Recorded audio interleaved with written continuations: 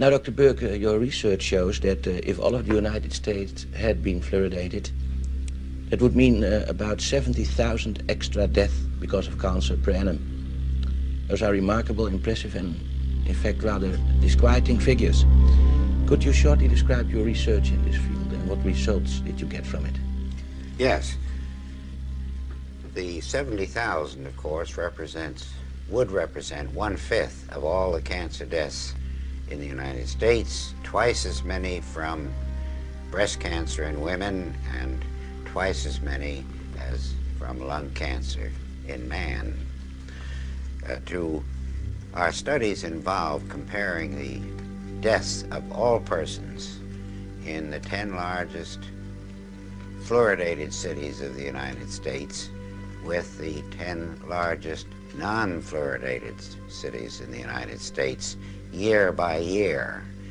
And we obtained a very remarkable curve, which you can see here perhaps. Here is the fluoridated, and here is the non-fluoridated set of 10 cities each. Here's where the fluoridation started, and before this time, both sets of cities were identical. But no sooner had fluoridation started than this curve began to go up, the deaths began to increase, so that this effect occurs very promptly within 1, 2, or 5 years. Now this, sir, is conclusive evidence that fluor kills because of cancer. It is one of the most conclusive bits of scientific and biological evidence that I have come across in my 50 years in the field of cancer research. Would this then, in your opinion, be the end of fluor in water, in drinking water? It should be the end, and in the United States, it should so be the end by federal law known as the Delaney Amendment, which says that anything found to induce cancer in man or animals cannot be legally put into the food or drink of man or animals. And so, and this is all less than 1 year old, so that it entirely changes any previous ideas of fluoridation that anyone may have had, because this is the first real indication of an important effect. Now, in this country, of course, the state of the dental state of the Union, the way people's teeth look, is incredible indeed.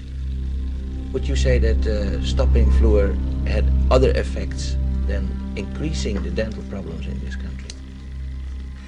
Well, I would rather look at it that it would certainly help the cancer death situation in this country, which I'm sure most people would agree is far more important than a temporary benefit to teeth in adolescent children.